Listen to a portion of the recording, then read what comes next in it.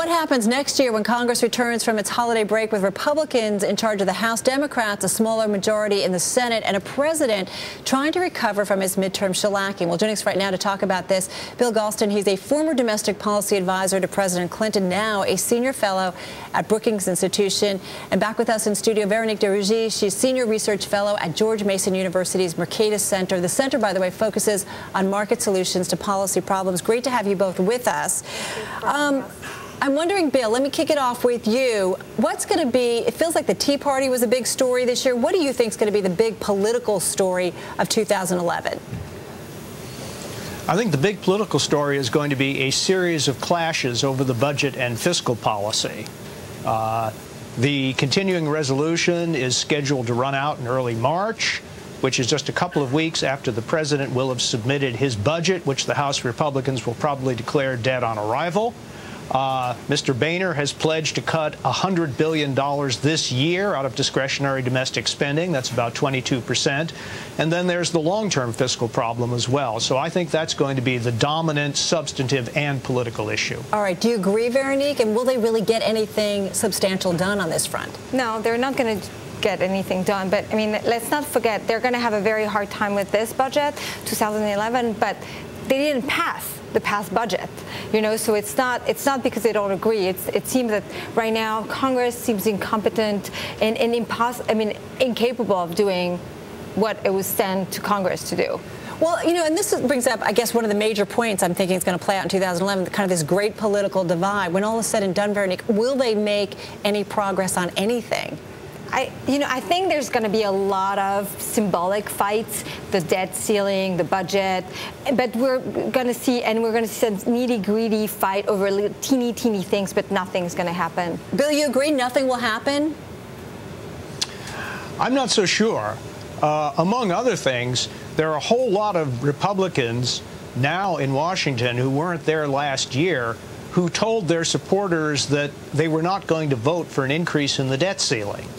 Well, there's going to have to be an increase in the debt ceiling, but in order to square the circle politically, I think the House Republicans are going to have to try to drive a very hard bargain with the administration. They're going to try to get a lot of spending cuts in return for providing votes to lift the debt ceiling.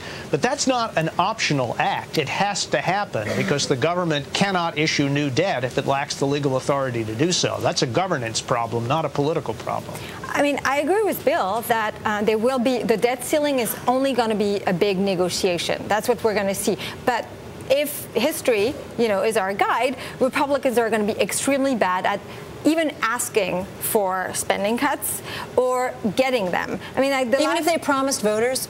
Even if they promised voters. But, I mean, we have John Boehner, who's the head now of the House. Right. And, I mean, he's not a big budget cutter. I mean, he's been in Congress for the last 10 years, and we know what that has gotten us, a lot of spending.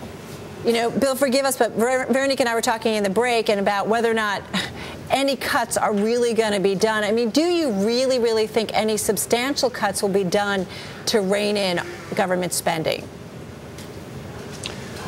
Well, I'm not quite as pessimistic as Veronique is because I do think that campaigns matter.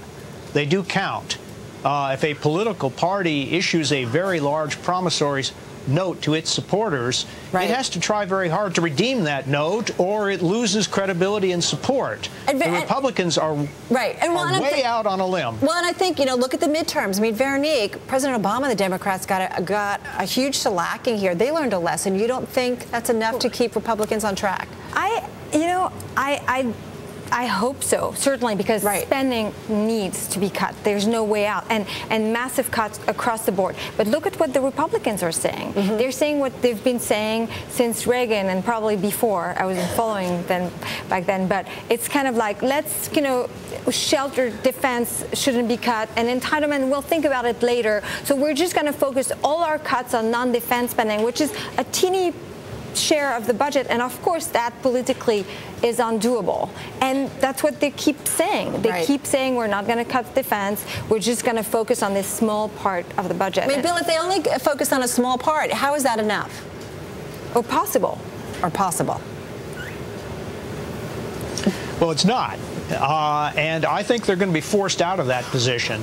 In the same way that on the Simpson-Bowles Commission, a lot of Republicans as well as Democrats ended up signing on to a much broader program of fiscal restraint, including spending cuts, than I think they may have expected or wanted at the beginning. And that includes a bunch of Republican senators as well as Democrats. So I think there is a logic of the situation that's going to force them to broaden the discussion. All right, we don't have much time here left.